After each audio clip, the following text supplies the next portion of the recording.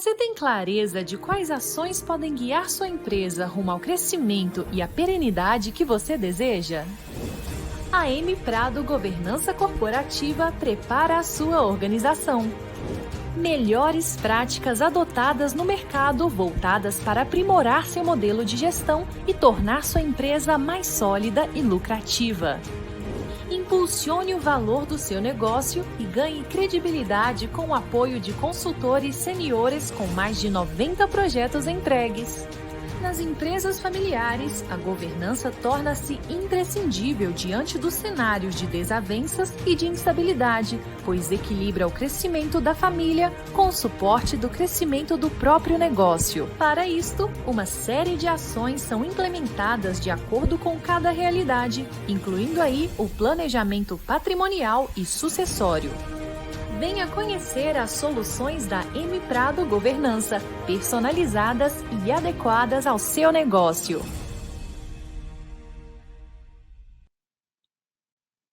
Olá, meus amigos e minhas amigas do site Notícias Agrícolas e da M Prado.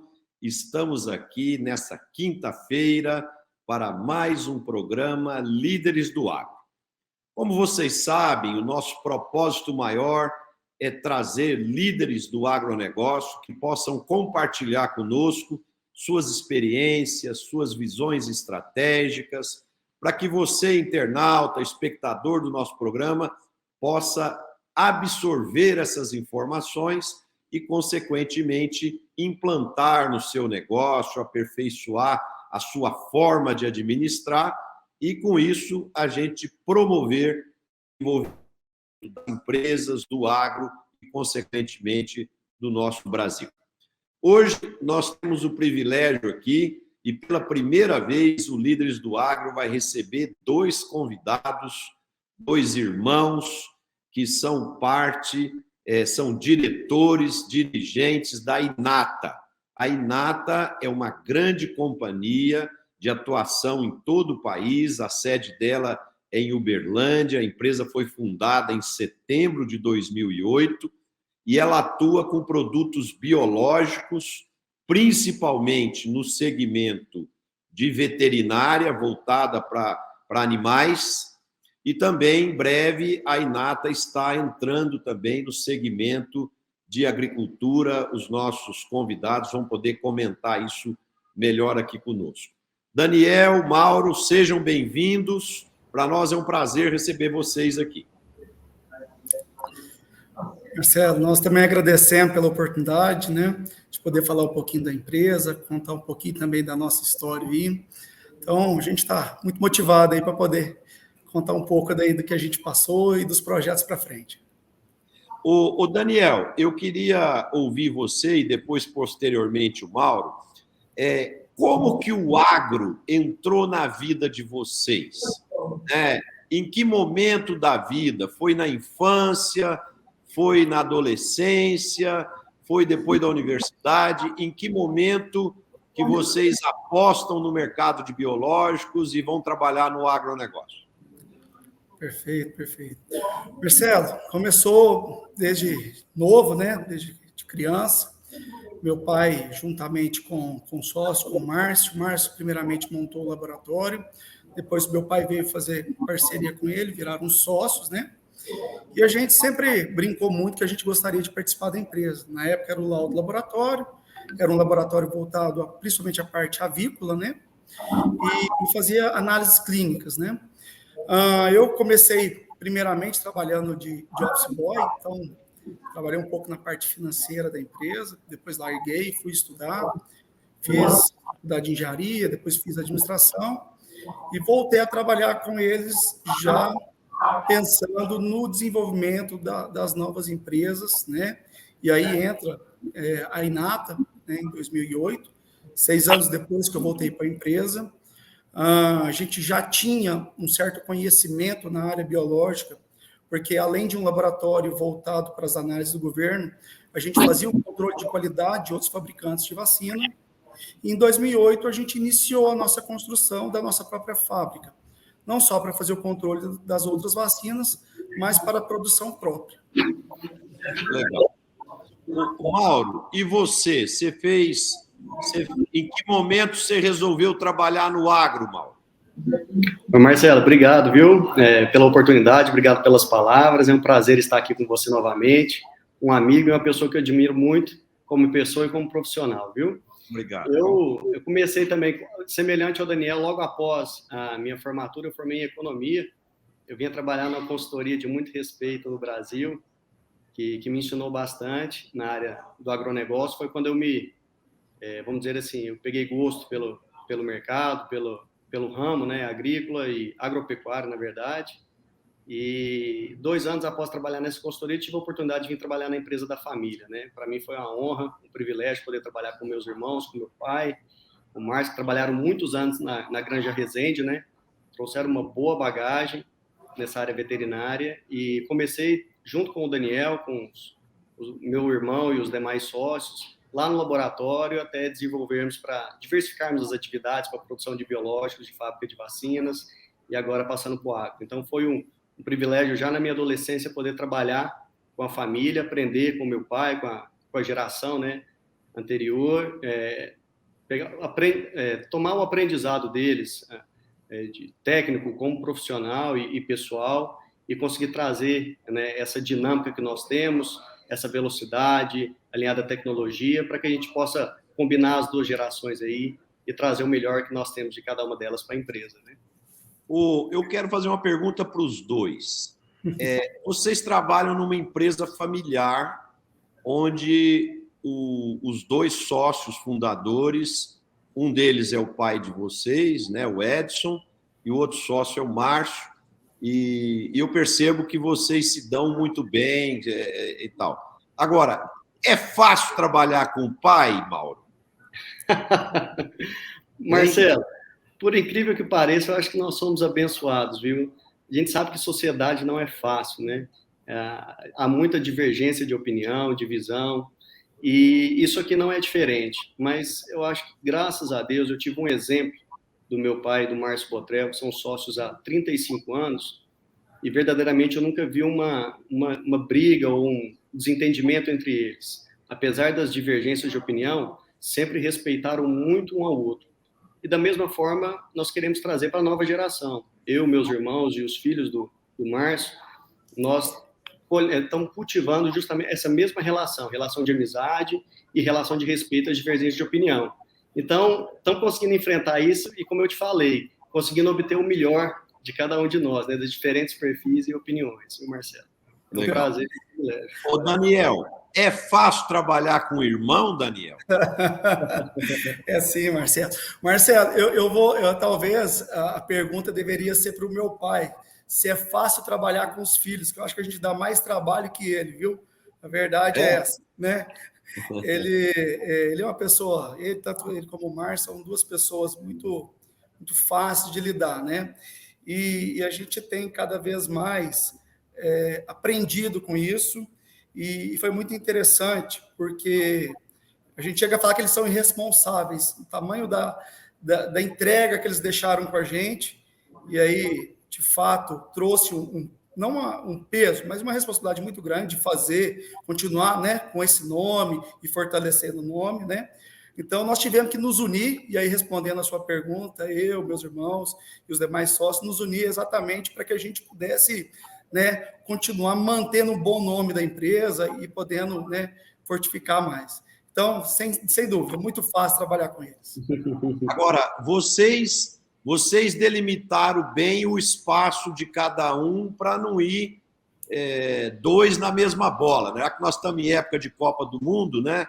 Como que esses papéis estão divididos dentro da organização para que a segunda geração não bata a cabeça e não possa ir na mesma bola e às vezes deixar espaços vagos para o adversário entrar e marcar o gol? Como que vocês têm se organizado nessas questões? Perfeito, Marcelo. A gente aqui, como é que a gente tem trabalhado? Com relação aos filhos, né? Então, a gente delimitou alguns departamentos para cada filho, de forma a cada um cuidar de 2 ou 3 departamentos, tá? Os pais estão mais na questão consultiva hoje, nos auxiliam muito. é o que a gente combinou. Se vocês ficarem mais 30 anos com a gente está satisfeito, tá? Então, a ideia é que a gente, cada vez mais, respeite, mas, ao mesmo tempo, tome cuidado do seu departamento. Por quê?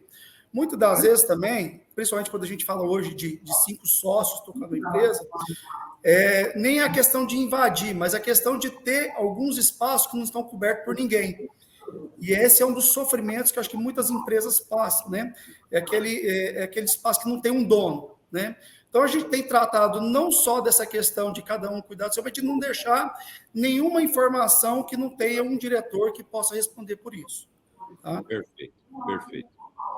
Ô, Mauro, e como que você, que é economista, você visualiza, eu vou passar um dado aqui para você e queria que você apontasse seus comentários. O valor bruto da produção do agro brasileiro em 2022 vai chegar a 1.241 bilhões de reais e a parte agrícola vai crescer 5,2% e a parte de pecuária vai decrescer 6,2%. No mix, o crescimento deve ficar entre 1,6% e 2%.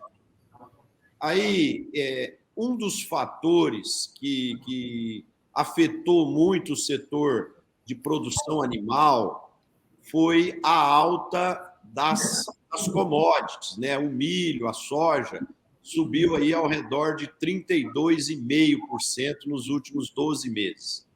E isso impactou, teve muita gente que tirou o pé do negócio. Isso afetou a venda de vacinas, de produtos do portfólio de vocês para o setor animal? Como é que foi isso? Marcelo, obrigado pela pergunta.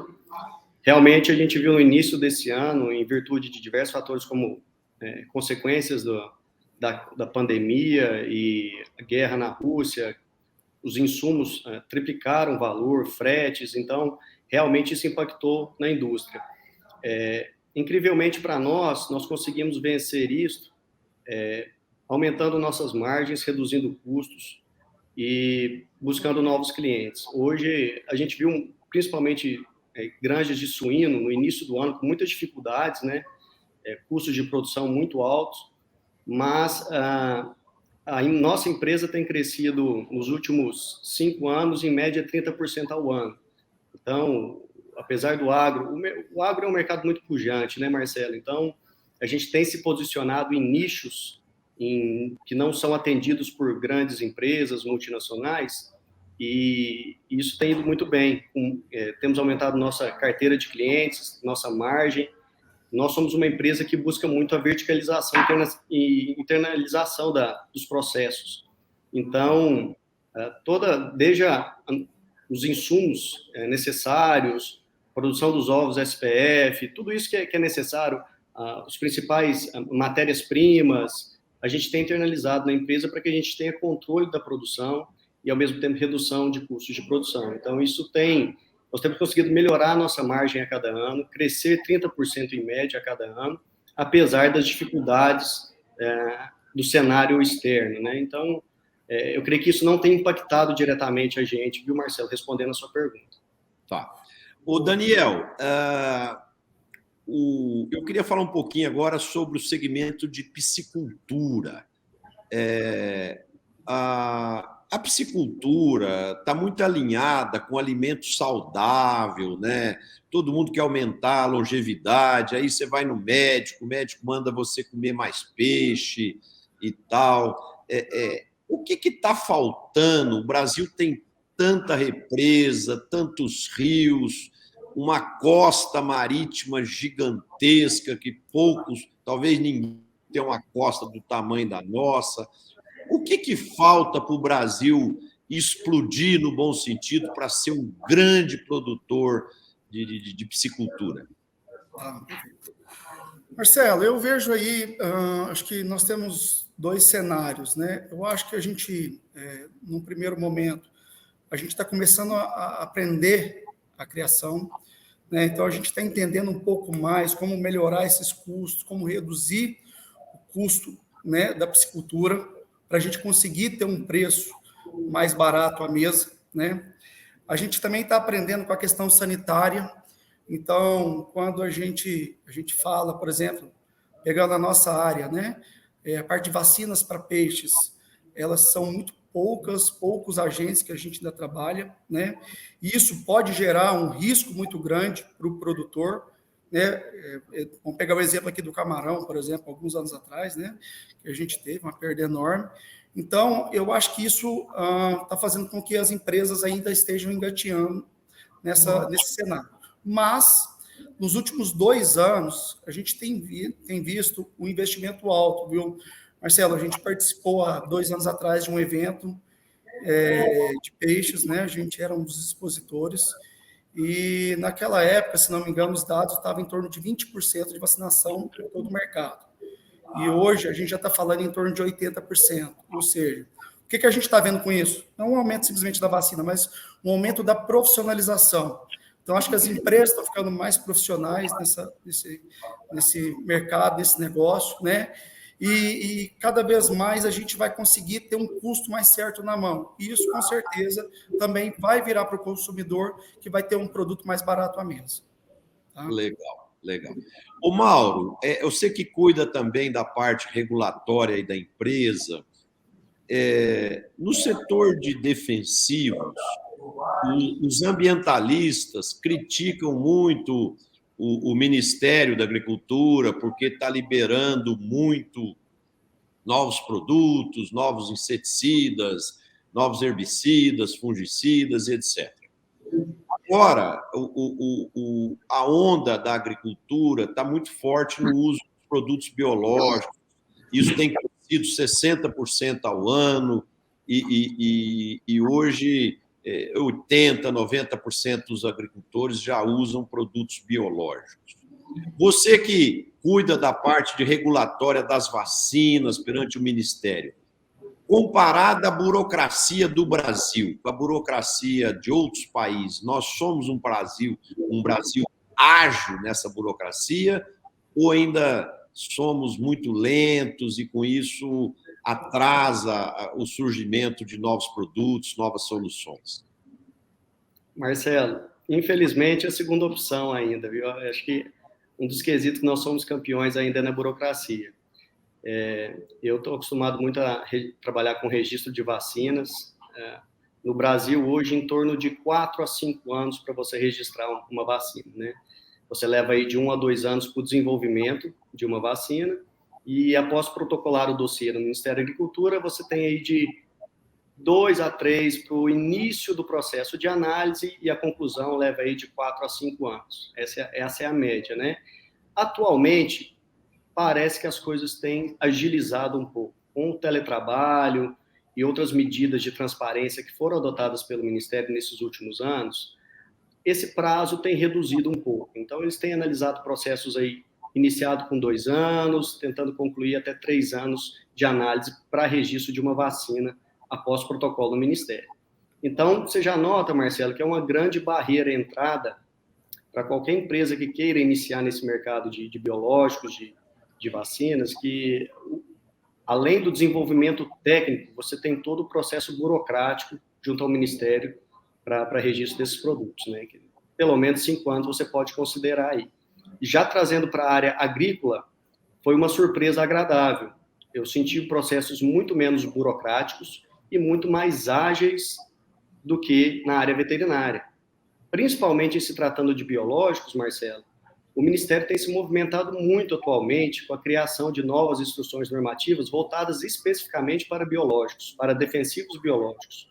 Nós temos a via orgânica hoje, que está levando menos de 6 meses para você registrar um produto.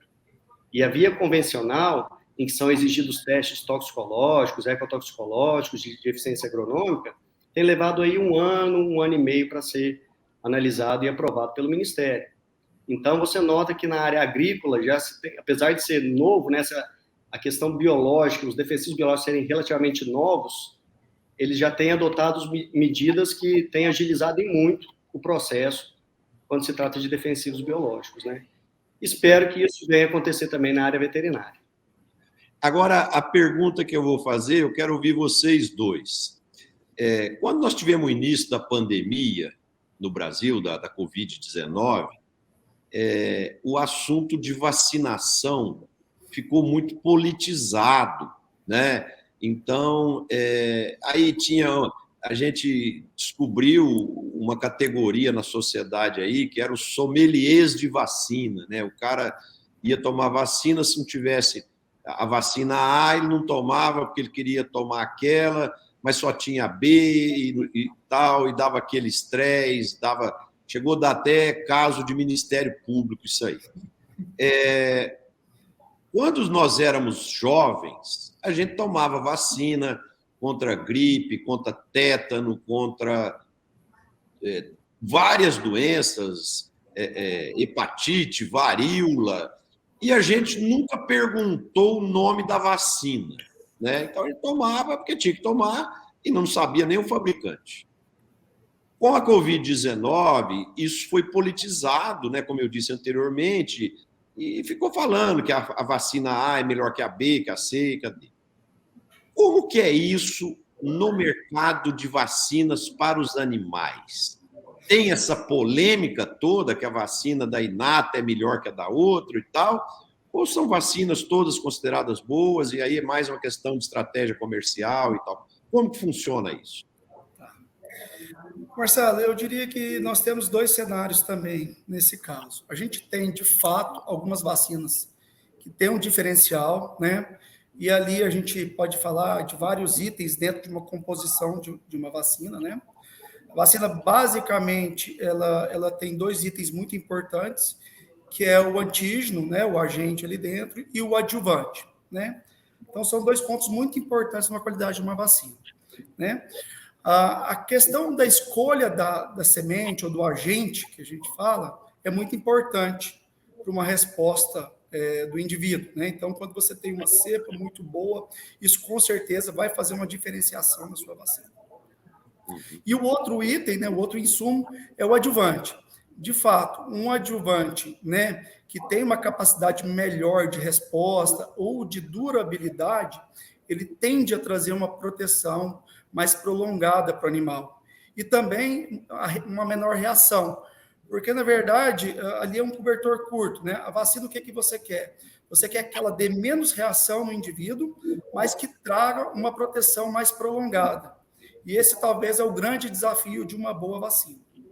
Mas, por outro lado, você tem algumas vacinas que não utilizam esse tipo de insumo, né, que são as vacinas vivas, e elas tendem basicamente a ter só um conservante ali dentro. E aí, de fato, as vacinas tendem a ser muito parecidas uma da outra. E o que vai fazer a diferença é o serviço, é a forma de aplicação, né, é todo o tratamento no momento correto. Então, tem dois cenários. Tem um cenário que, de fato, a vacina faz diferença, mas determinadas vacinas é muito mais a forma de trabalhá-la do que a qualidade em si. Mauro, e como que você está vendo a evolução da pecuária, da suinocultura e da avicultura no Brasil? Assim, nas suas andanças aí, nas conversas com os clientes, como que você tem visto esses avanços? A adoção de tecnologia tem sido crescente? O Brasil tem se tornado um player cada vez mais importante em termos de exportação, né, das proteínas animais. Como é que você está vendo esse avanço? Marcelo, eu tenho visto de forma muito otimista como o brasileiro tem enfrentado, como ele sempre enfrentou, né, a produção agrícola, sempre ligado às novas tecnologias. Existe um pilar, né, os pilares da produção, que seriam os 3 pilares: genética, nutrição e sanidade, né? Então, eu tenho visto o Brasil como pioneiro em todas elas, tanto na área de genética, na área de nutrição e na área de sanidade animal. As evoluções em termos de vacinas, elas têm caminhado como aquelas que nós vimos no cenário da pandemia. Então, vacinas de subunidades, vacinas recombinantes, de RNA mensageiros, vacinas vetorizadas. Então, tudo isso tem caminhado também para a indústria de sanidade animal. Nós, a cada dia mais, buscamos evoluir e trazer novas tecnologias também para o produtor. Como o Daniel bem falou, Marcelo, nem sempre a tecnologia vai trazer o melhor, porque a vacina ela é uma combinação ali, um equilíbrio entre eficácia e inocuidade. Então, uma vacina ela precisa de uma cepa, de uma formulação que seja imunogênica, a ponto de gerar uma resposta imunológica eficaz e que seja inócua, a ponto de não causar nenhuma reação adversa no animal, para que não haja perda de produtividade.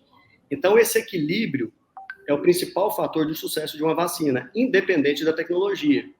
Então, hoje, nós temos buscado, sim, tecnologia para reduzir a reação adversa e tornar a vacina mais inócua e, ao mesmo tempo, aumentar a sua eficácia. Então, quando a gente pensa em vacinas de subunidade, vacinas recombinantes, a gente busca evitar que se coloque ali o vírus inteiro, que se aplique o vírus inteiro para que você tenha menos reação e, ao mesmo tempo, você consiga expressar a proteína que vai gerar aquela resposta imunológica. Então, é isso que nós estamos buscando trazer, alinhado com o cenário que você bem falou, Marcelo. Cada dia mais o produtor ele tem adotado tecnologia na genética animal, tecnologias na nutrição animal, falando principalmente em prebióticos e probióticos, e da mesma forma na sanidade animal com as vacinas que nós temos, que nós estamos desenvolvendo para o mercado. Então, nós estamos buscando nos alinhar com o cenário atual do produtor rural, né? Tá. A questão das vacinas é uma coisa interessante que não basta o cidadão ou o pecuarista fazer a parte dele. Ele precisa que os vizinhos, que os outros atores do mercado façam sua parte também, né? É interessante isso, porque, por exemplo, se você tiver 100 pecuaristas, 99 vacinarem seus animais e um não vacinar e aquele se tornar um foco de infecção de uma determinada doença, a doença pode proliferar e, inclusive, atacar os animais que já foram vacinados, né? Como que a sociedade precisa trabalhar essa conscientização? E aí não sei se é os sindicatos rurais, não sei se é a sociedade como um todo, o mercado. Como que isso tem sido trabalhado? Hoje quantos porcentos dos atores do mercado vacinam na plenitude seus animais? Ô Marcelo, eu diria que a gente tem uma divisão aí pelas espécies, tá? Sei. Então, basicamente, quando a gente fala de aves, 100%, acho que da produção industrial hoje é vacinada. 100%? 100%. O que a gente não tem vacina ainda, e de fato gera um certo risco para a produção industrial, são algumas galinhas caipiras, o pessoal que ainda compra em alguma loja agropecuária. De fato, a gente tem aí um grupo de animais, pensando em aves, que não estão vacinados. E esse sim pode trazer um certo risco para toda a cadeia, tá? Na parte de suínos também, na sua grande maioria, são todos vacinados, né? É lógico que vai depender de cada manejo, então você tem determinadas cooperativas que têm um manejo diferente da outras, mas 100% dos animais são vacinados, tá? E aí cabe a discussão pelo desafio, pelo território, né? Pelos agentes encontrados em cada cooperativa, quais são as vacinas que eles estão utilizando, né? Quando a gente fala de peixe, apesar de pouquíssimas vacinas que a gente tem hoje no mercado, né, também está começando a ter uma certa, vamos falar assim, uma certa regra de toda a produção ser vacinada, mas ainda não chegou na totalidade. E eu diria hoje que estamos na casa dos 80%. Tá? Estão aparecendo algumas doenças novas no Brasil com relação a peixe, e a gente tem trabalhado até bastante nesse sentido aí, Marcelo, de trazer algumas inovações para essas dores que né, o produtor, né, a piscicultura está sofrendo. Tá? E, por último, a gente tem o bovino. E, de fato, o bovino, nesse sentido, está bem atrás. Tá? Os últimos dados que a gente tinha era em torno de 7% vacinado. Então, a gente ainda tem um longo mercado para ser trabalhado, para ser profissionalizado. Né? Logicamente, quanto mais adensado for essa atividade, mais risco e mais tende a ter essa vacinação. Então, a gente acredita que ao longo dos anos aí a gente vai ter uma vacinação com um percentual maior pensando em bovinos. Ô Mauro, nós estávamos conversando aqui um pouquinho antes de começar o programa. Vocês já têm uma tradição muito forte no segmento veterinário de produção animal e agora vocês começam a dar os primeiros passos aí na parte de biológicos para a agricultura, né? Quais são os grandes planos aí para vocês para os próximos anos na agricultura? Perfeito, Marcelo. Bom, os planos são muitos, viu, Marcelo? Hoje nós estamos trabalhando com muitos micro-organismos, com pesquisa e desenvolvimento. Nós sabemos da grandiosidade dos benefícios que esses micro-organismos podem trazer para as lavouras, né? Então, a importância disso para a microbiologia do solo, para as plantas, todo esse trabalho com bacilos, diversos bacilos que têm sido feitos, e fungos, bactérias, vírus, que nós sabemos que representam toda a parte de controle de pragas e doenças na lavoura, quanto também de promotores de crescimento, né, como inoculantes, solubilizadores de nutrientes, como fósforo, potássio. Então, nós temos trabalhado esses micro-organismos, de acordo com as suas funções, para trazer para a agricultura todo esse benefício que o biológico pode trazer, em termos de agricultura regenerativa, sustentabilidade, redução de custos, aumento da produtividade, né, essa baixa toxicidade, a manutenção dos micro-organismos benéficos, né, na agricultura, a maior ciclagem de nutrientes. Então, as oportunidades são inúmeras. A gente sabe o tamanho do agro brasileiro e essa curva de experiência que nós temos de 35 anos aí em biológicos só nos deixa mais animado e nos traz mais confiança, né, para trazer o que tem de melhor da indústria de vacinas para a indústria do agro. Como eu te falei, tem muita sinergia, muita tecnologia aplicada à produção de vacinas, à multiplicação bacteriana e viral, também são aplicadas aos defensivos biológicos. Então, tem muita sinergia técnica, administrativa, tecnológica, que a gente pode adotar na agricultura. Então, os planos são inúmeros, viu, Marcelo? Tanto na área de promoção de crescimento, quanto na área de controle de pragas e doenças. Eu creio que a gente tem muito a avançar e estamos só engatinhando, viu? Tá. Daniel, e hoje, claro, vou fazer uma pergunta aqui, se for muito estratégico, não puder responder, você fica à vontade. Tá bom, tranquilo. A maior parte, as vendas de vocês hoje no mercado, ela é mais venda direta ao consumidor final, no caso, o pecuarista, o suinocultor, o avicultor, o piscicultor, ou isso é feito através de cooperativas, através de revendas? Como que está dividido esse acesso ao mercado aí de vocês? Perfeito. Marcelo, em aves, suínos e peixes, basicamente, 90% das nossas vendas são vendas diretas. A gente entende o produto biológico como um produto extremamente importante, mas ele tem que ser muito bem utilizado e no momento correto, né? Certo. Então, a nossa visão é que a gente tem que estar junto com o produtor, prestando uma assistência também. Não é só o produto, é um serviço que está agregado, né, nesse trabalho. Então, boa parte hoje das nossas vendas, aves, peixes e suínos, são vendas diretas. No bovino, por mais que a gente, né, gostaria de tocar também diretamente, é muito mais pulverizado. Então, a gente tem trabalhado de forma direta, mas, ao mesmo tempo, a gente tem procurado alguns parceiros para nos auxiliar, tá? Pouquíssimos produtos em revenda, logicamente, tem uma tendência a ter uma divisão de revendas, mas a gente tem se direcionado hoje cada vez mais ao produtor final. Tá. E a logística disso, Daniel? Essas vacinas têm que ser mantidas a frio, temperatura baixa, resfriada, congelada, e para transportar as vacinas é feito através de veículos próprios, com caminhões especiais? Como funciona essa distribuição? Explica para nós um pouquinho sobre isso. Perfeito. Marcelo, você pegou no ponto. A logística é uma das dores que a gente tem aí na venda de produtos biológicos, né? Todas as vacinas, elas devem ser transportadas de 2 a 8 graus, tá? E também armazenadas. Então, a gente, em determinado momento, sofreu muito com isso e tivemos que, de fato, partir para uma logística própria.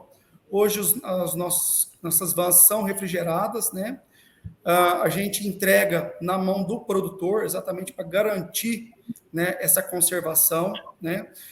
Montando vários CDs aí no país para ter uma certa tranquilidade nisso e um armazenamento também para uma pronta entrega, porque como você faz uma logística própria, muitas das vezes você precisa entregar um produto muito rápido por uma demanda do próprio produtor. Então, a gente está criando alguns CDs de forma a facilitar isso e diminuir um pouco esse tempo de entrega, né? Isso também, eu diria que tem sido uma melhora que a gente tem visto no produtor, porque não adianta a gente fazer todo esse trabalho de entregar um produto de 2 a 8 graus, né, na fazenda, e de repente lá uma geladeira, né, está desligada ou para de funcionar no meio da noite, ou uma energia que cai e fica horas, né, sem voltar. Então, tudo isso a gente tem visto também que está tendo uma melhora por parte do produtor, né? E aí, de fato, melhora a qualidade da vacina. A gente escutou já no passado reclamação de, às vezes, alguma vacina que às vezes não responde como deveria. Como você vai descobrir, ela ficou um certo tempo fora da geladeira. Então, a gente tem uma preocupação muito grande na questão da conservação da vacina, sim, Marcelo. E é ponto importante no processo.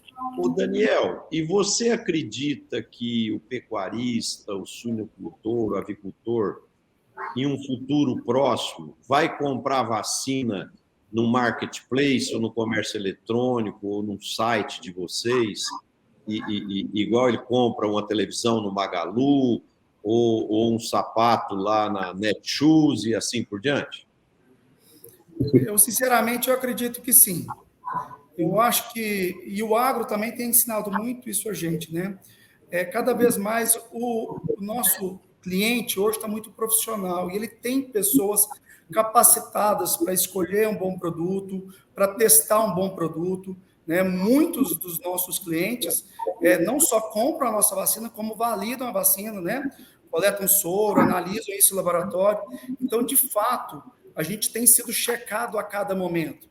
Então, nada mais normal que ele compre, que ele analise isso de uma forma um pouco mais rápida, né? E eu, com certeza, acredito que isso vai acontecer sim.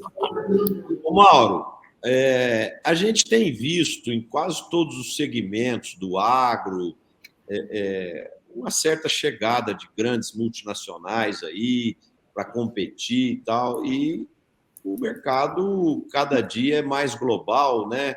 Então, como que vocês, sendo uma empresa mineira, uma empresa brasileira, competir aí, jogar contra o Real Madrid, contra o Barcelona, o Chelsea, o Manchester City? Como é isso, Mauro? É duro, Mauro? Como é que é? Realmente não é fácil, Marcelo. É duro, sim. Nós temos que utilizar das nossas qualidades frente a esses grandes players, né? Então, é o que a gente diz, vamos utilizar os nossos pontos fortes, né?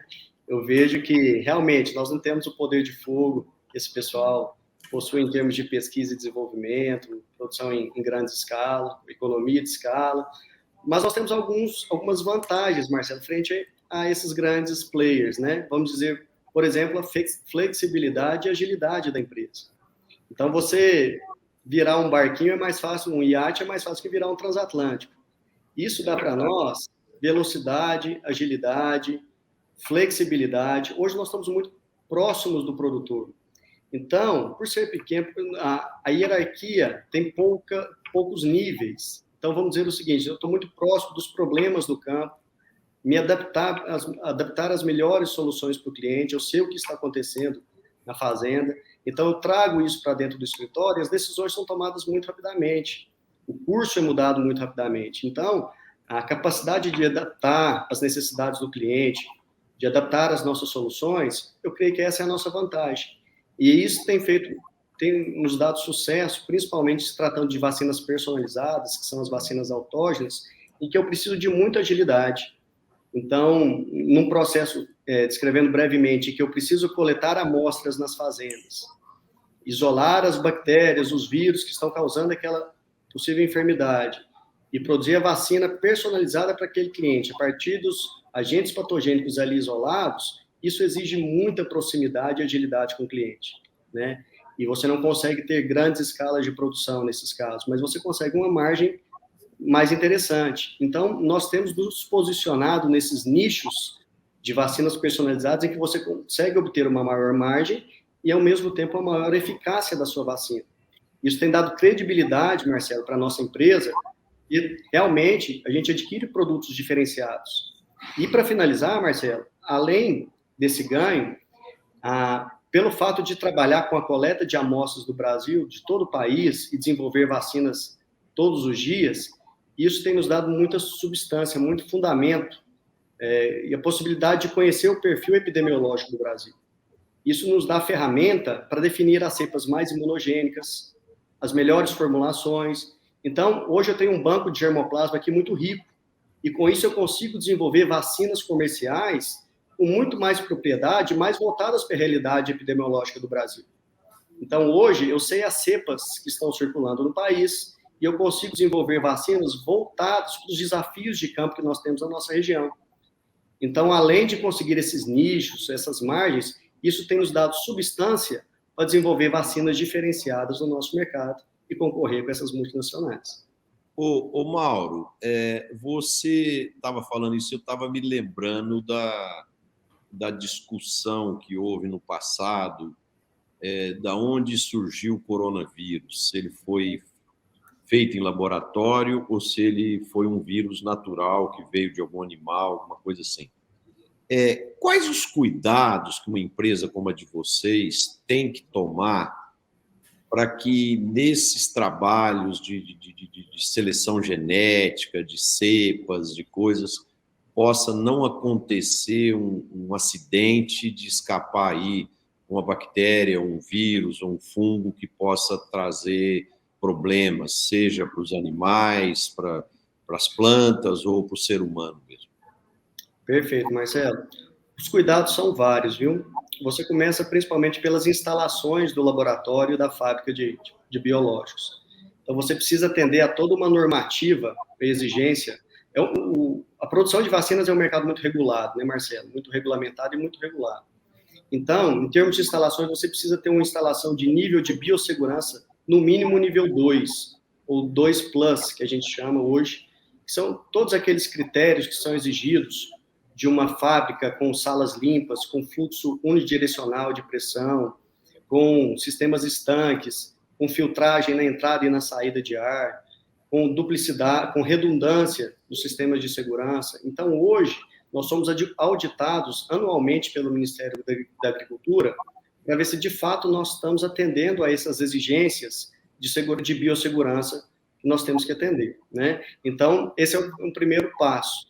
Procedimentos que têm que ser adotados, paramentação, insumos estéreis, toda a parte de desinfecção tem que ser feita, descarte de efluentes, tratamento desses efluentes. Então, assim, é um nível de biossegurança muito alto. Então, hoje, nós temos a cada dia mais aprimorado nossas instalações, nossos procedimentos, para atender a esse nível de biossegurança. E sempre coletando amostras, Marcelo, e manipulando agentes patogênicos, no máximo a nível 2, vamos dizer assim, de biossegurança. Nós não trabalhamos aqui com vírus e bactérias nível 3 ou nível 4, porque as nossas instalações ainda não atendem a esses níveis de biossegurança. Então, são esses cuidados que a gente adota de trabalhar somente com esses agentes e instalações, pessoal, treinamento, procedimento, que nós temos que atender para continuar permanecendo nesse mercado. Agora, Daniel, aproveitando esse gancho aí da biossegurança, uma pergunta aí polêmica para você. Eu participo como palestrante em muitos eventos e o bacana de você ser palestrante é que você vai lá para falar de um assunto, geralmente você chega antes do seu horário e você acaba assistindo um punhado de palestras e aprendido bastante, né? Então, eu tenho participado de muitos eventos de assuntos ligados a produtos biológicos e uma coisa que é polêmica, uns defendem, outros são contra, tal, é a questão da produção na fazenda do produto biológico para servir aquela propriedade agrícola, né, e tal. Nesse caso, o agricultor compra lá de um fornecedor confiável a bactéria ou o fungo e lá ele multiplica e depois pulveriza na sua lavoura e tal. Como é que você vê essa questão do on-farm aí, ou feito na fazenda, e isso vai prosperar ou isso é muito polêmico ainda? Como é que está isso, Daniel? Ô, Marcelo, é um assunto bem polêmico, hein, cara? Jogou uma batata quente aqui, viu? Mas você tira de letra aí. Marcelo, e assim, né? Falando um pouco da nossa área, a gente tem até um certo lado nesse sentido, né? Porque a gente é um dos fabricantes, né? Desse tipo de produto aqui. E aí eu acho que a gente talvez até tenha um certo conhecimento para poder falar, viu, Marcelo? E aí a gente vai da nossa parte trazer o nosso lado, né? E aí cabe, né, a quem está escutando também ter a sua própria observação, o seu próprio entendimento. A gente acredita muito no processo on-farm, né? De fato, a gente tem ótimos resultados com ele. De fato, ele tem trago uma redução de custo para o produtor, mas, ponto principal, ele tem que ser muito bem feito, né? E aí, talvez seja uma das problemáticas que a gente está tendo hoje no mercado, que é o quê? Muita gente quer fazer, muita gente faz a conta, verifica que vai ter uma redução, mas ele não quer fazer bem feito. E aí é um trabalho que vai sair bem caro, né? Então, Marcelo, a gente acredita nesse tipo de trabalho quando você utiliza cepas de fato, né, muito boas, puras, com grande concentração, muito bem conservada. A gente acredita em meios de cultura que são estéreis, que de fato não vai estar trazendo um contaminante nessa multiplicação. E a gente acredita em bons equipamentos para rodar todo esse processo, né? A gente aqui, tendo o outro lado, que é o lado veterinário, o Mauro já trouxe aqui um pouco das informações do que é ter uma fábrica, né, de vacinas ou de produtos biológicos. Você tem tantas demandas para ter uma produção estéril, uma produção pura, né, e você achar que vai fazer isso exatamente igual dentro de uma fazenda, é muito complexo. Uma fábrica dessa, com filtros absolutos, com pressão, né, positiva ou negativa, é caríssimo. E nenhum produtor rural vai trabalhar nesse nível. Então, o que você tem que fazer? O mínimo que é possível e que cabe ao produtor rural. Fazer uma boa estrutura, ter uma climatização legal, ter bons insumos, e aí, de fato, você vai ter bons cultivos lá.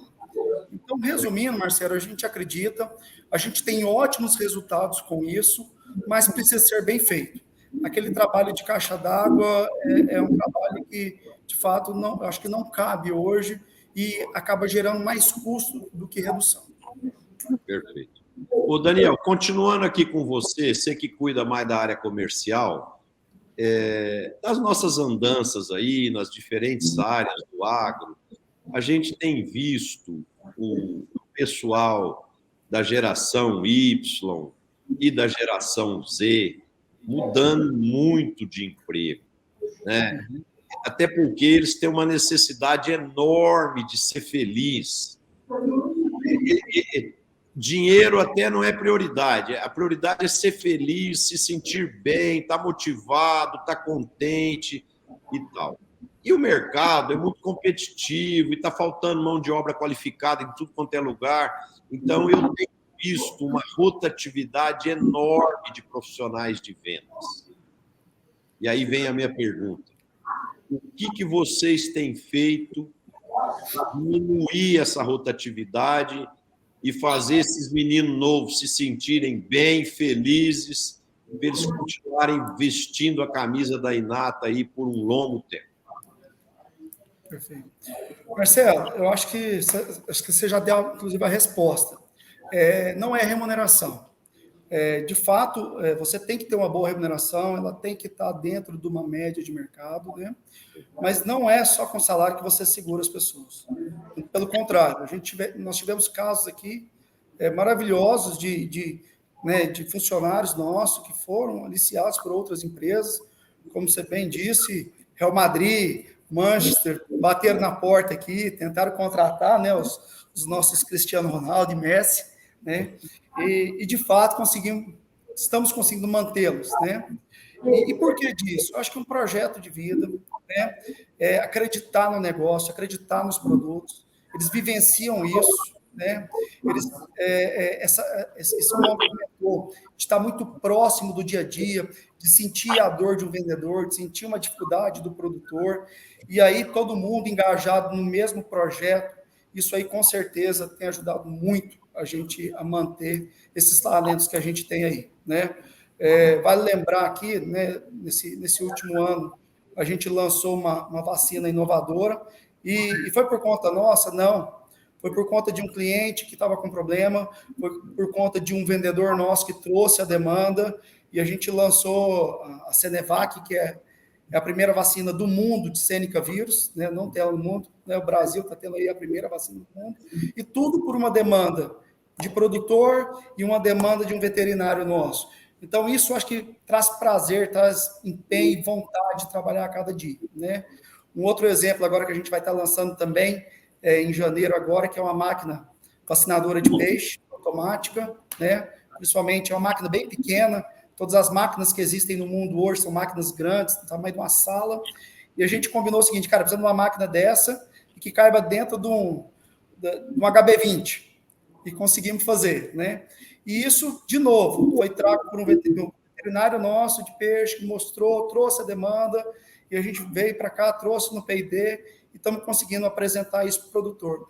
Então, isso motiva as pessoas a cada dia mais querem trabalhar, em querer desenvolver, trazer novas ideias, e ver aquilo que a ideia deles que foi criada está sendo colocada em campo.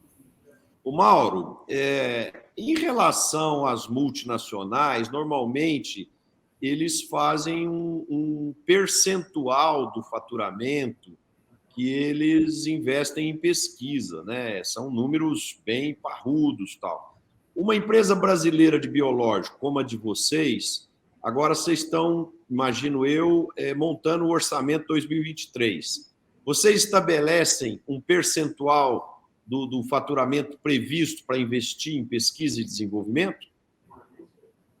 Marcelo, hoje nós temos investido, em média, em torno de 20% do nosso faturamento em pesquisa e desenvolvimento. Puxa, é um percentual alto, hein? Alto. É porque boa parte do nosso investimento está ligado à pesquisa e desenvolvimento, né? Seja em estrutura, seja em pessoal ou tecnologia, eles estão sempre, de alguma forma, diretamente ou indiretamente ligados à pesquisa e desenvolvimento, né, Marcelo? Então, hoje, o nosso investimento tem gerado em torno de 20% do nosso faturamento. A gente praticamente reinveste tudo, tirando a distribuição de lucro dos sócios, a empresa reinveste praticamente 100% do lucro líquido dela, hoje. Perfeito, perfeito. Ô, gente, o papo bom, o tempo voa, né? Então, nós já estamos agora aqui caminhando para o final do programa e eu gosto de no final, conhecer um pouquinho mais do lado humano dos meus entrevistados, né? Então, por uma questão de letra alfabética, eu vou começar aqui com o Daniel. Daniel, o que você gosta de fazer nos finais de semana para quebrar o estresse, esquecer um pouquinho o trabalho? Você tem algum hobby, algum esporte, algum lazer que faz bem para a sua cabeça? Opa, tem sim. Ô Marcelo, normalmente, final de semana é um tempo que eu separo para a família, né? Então, qualquer coisa que eu for fazer no final de semana, normalmente é com a família, né? Esposa, tem 2 filhos, né?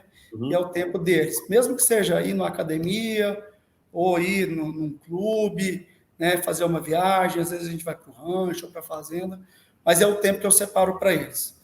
No meio de semana, eu tenho feito esporte, acho que é um tempo importante, né? Faço geralmente à noite, então separo um tempo para esporte aí de 2 a 3 vezes por semana, né? Uhum. Quando não está viajando, às vezes está viajando, é um pouco mais complexo, né? Uhum. Mas tem separado sim. Eu acho que só trabalho não funciona. Eu tiro 2 dias, que esse final de semana, para desligar totalmente da empresa, até porque isso me descansa muito, me faz muito motivado na segunda-feira. Então, isso para mim faz muita diferença, né? E eu entendo que esse equilíbrio de saúde, de trabalho e de família é que tem feito a gente cada vez mais progredir. Então, isso é ponto primordial aí no meu dia a dia. Legal. E você, Mauro? Isso aí, Marcelo, acho que isso veio dos nossos pais, viu? De forma semelhante, eu tenho um casalzinho de filhos hoje, a Clarinha de 3 e o Gustavo de 4, então estou vivendo uma fase fantástica na minha vida, né, Marcelo? De dedicação a eles, e ao mesmo tempo de aprendizado, né? Então, todos os dias eu procuro ficar com eles, né, antes de vir trabalhar e à noite também. Nos finais de semana, pratico esporte, gosto de jogar um tênis, estou querendo voltar para o futebol. Já não tenho muita idade, eu tenho machucado muito, viu, Marcelo? Tenho procurado esportes mais tranquilos, viu?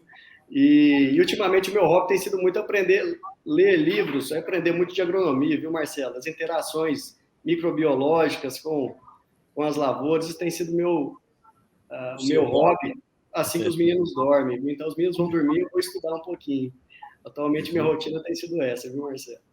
Perfeito. Bom, gente, para a gente fechar, eu queria que vocês deixassem uma mensagem aí de 1 minuto para os internautas que estão nos assistindo. Tem muitos empreendedores, muitos empresários que nos assistem. Que mensagem que vocês querem deixar aí? Vamos lá, começa com você, Daniel. Então, vamos lá.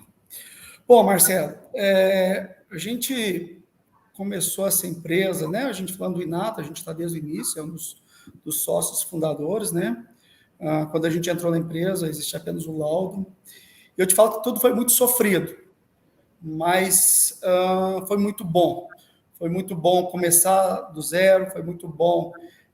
Né? Eu, em 2002, quando entrei na empresa, trabalhei em arquivo, antes disso fui office boy, e para mim isso trouxe um aprendizado enorme. Eu acho que talvez foi um dos grandes legados do meu pai e do Márcio com a gente, foi esse fato de ir na raiz do negócio, de entender a base, de conhecer as pessoas, né?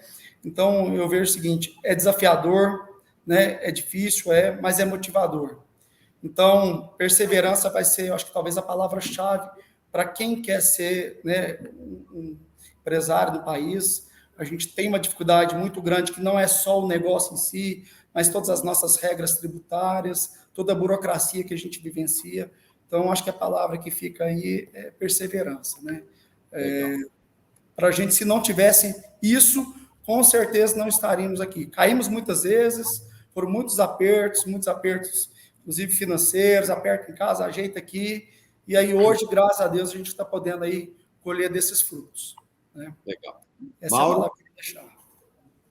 Ô, Marcelo, eu dizer para os empresários que realmente eu creio que nós vivemos num país privilegiado. Apesar das deficiências que nós sabemos que existem, dos problemas, dos desafios que nós enfrentamos todos os dias, esse é um país fantástico, é um país pujante, a agropecuária aqui é exuberante, a gente sabe que nós somos o celeiro do mundo.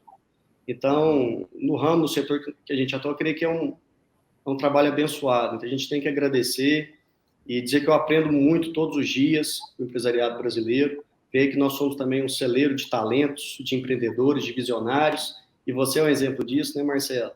Então, dizer que é um privilégio poder trabalhar, poder aprender nesse país nosso, que eu creio que a gente se aprimora, a gente melhora a cada dia, viu, Marcelo? A gente cresce como pessoal, como pessoa, como profissional, e agradecer a oportunidade também de estar aqui compartilhando um pouquinho. Assim como eu aprendo, viu, Marcelo? Assistindo ao Líderes do Agro, eu aprendo muito, viu? Obrigado pela oportunidade. Obrigado, gente. Para mim foi um prazer receber vocês aqui. Queria agradecer o carinho de vocês, mandar um abraço aí para o Márcio, para o Edson, para toda a família Inata aí. E para nós é um privilégio ouvir vocês aqui e aprender com vocês. Queria agradecer aos nossos internautas que nos assistiram e aqueles que irão nos assistir pelos nossos canais do YouTube aí. Quem gostou do programa, bota um like, compartilhe com seus amigos, para que o programa cumpra o seu papel de levar experiências, informações dos grandes empresários brasileiros. Boa noite a todos e a gente se vê novamente na próxima quinta com mais um programa Líderes do Agro. Um abraço a todos, boa noite e obrigado.